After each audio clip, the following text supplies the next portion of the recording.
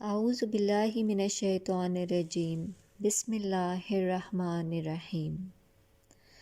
سورہ بنی اسرائیل تفہیم القرآن سے۔ آیت 4 کے فقرے وَقَضَّيْنَا إِلَىٰ بَنِي إِسْرَائِيلَ فِي الْكِتَاب سے ماخوذ ہے، مگر اس میں موضوع بحث بنی اسرائیل نہیں ہے، بلکہ یہ نام بھی اکثر قرآنی صورتوں کی طرح صرف علامت کے طور پر رکھا گیا ہے۔ زمانہ نزول۔ پہلی ہی آیت اس بات کی نشاندہی کر دیتی ہے کہ یہ سورت معراج کے موقع پر نازل ہوئی ہے۔ معراج کا واقعہ حدیث اور سیرت کی اکثر روایات کے مطابق ہجرت سے 1 سال پہلے پیش آیا تھا، اس لیے یہ سورت بھی انہی صورتوں میں سے ہے جو مکی دور کے آخری زمانے میں نازل ہوئیں۔ اس کے پس منظر پر ایک نگاہ ڈالتے ہیں۔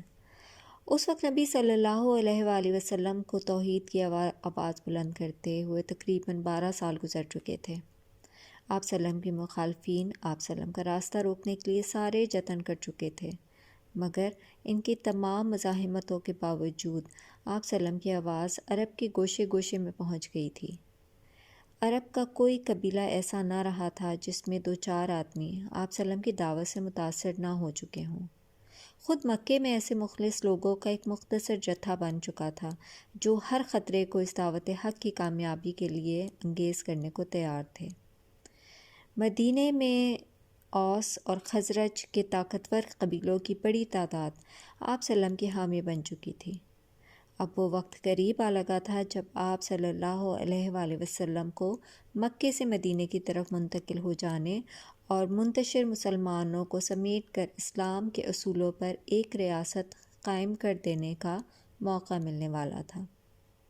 ان حالات میں معراج پیش آئی اور واپسی پر یہ پیغام نبی صلی اللہ علیہ وآلہ وسلم نے دنیا کو سنایا۔ موضوع اور مضمون۔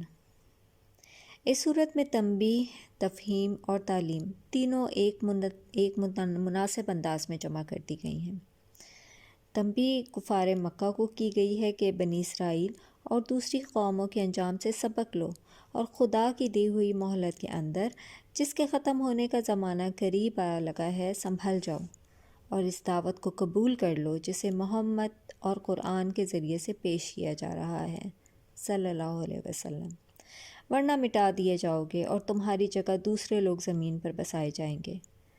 نیز ضمناً بنی اسرائیل کو بھی جو ہجرت کے بعد عنقریب زبان وحی کے مخاطب ہونے والے تھے، یہ تنبیہ کی گئی ہے کہ پہلے جو سزائیں تمہیں مل چکی ہیں ان سے عبرت حاصل کرو، اور جو موقع تمہیں محمد کی بعثت سے مل رہا ہے اس سے فائدہ اٹھاؤ۔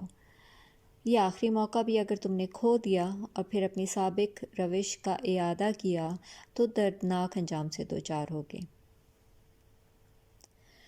تفہیم کے پہلو میں بڑے دلنشین طریقے سے سمجھایا گیا ہے کہ انسانی سعادت و شفاقت اور فلاح کا دار و مدار کن چیزوں پر ہے۔ توحید، میعاد، نبوت اور قرآن کے برحق ہونے کی دلیلیں دی گئی ہیں۔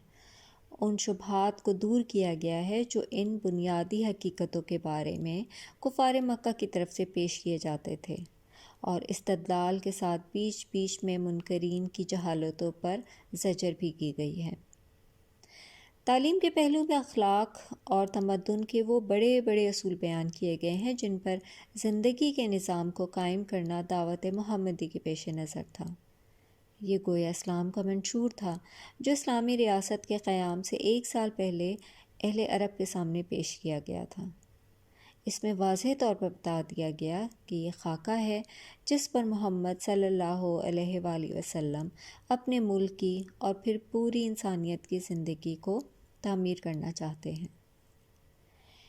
ان سب باتوں کے ساتھ نبی پاک کو ہدایت کی گئی ہے کہ مشکلات کے اس طوفان میں مضبوطی کے ساتھ اپنے موقف پر جمے رہیں اور کفر کے ساتھ مصالحت کا خیال تک نہ کریں۔ نیز مسلمانوں کو جو کبھی کبھی کفار کے ظلم و ستم اور ان کی کچ بحثیوں اور ان کے طوفان کذب پر بے ساختہ جھنجھلا اٹھتے تھے، تلقین کی گئی ہے کہ پورے صبر و سکون کے ساتھ حالات کا مقابلہ کرتے رہیں اور تبلیغ و اصلاح کے کام میں اپنے جذبات پر قابو رکھیں۔ اس سلسلے میں اصلاح نفس اور تزکیہ نفس کے لیے ان کو نماز کا نسخہ بتایا گیا ہے کہ یہ وہ چیز ہے جو تم کو ان صفات عالیہ سے متصف کرے گی جن سے راہ حق کے مجاہدوں کو آراستہ ہونا چاہیے۔ روایات سے معلوم ہوتا ہے کہ یہ پہلا موقع ہے جب 5 وقتہ نماز پابندی اوقات کے ساتھ مسلمانوں پر فرض کی گئی۔ وآخر دعوانا ان الحمد للہ رب العالمین۔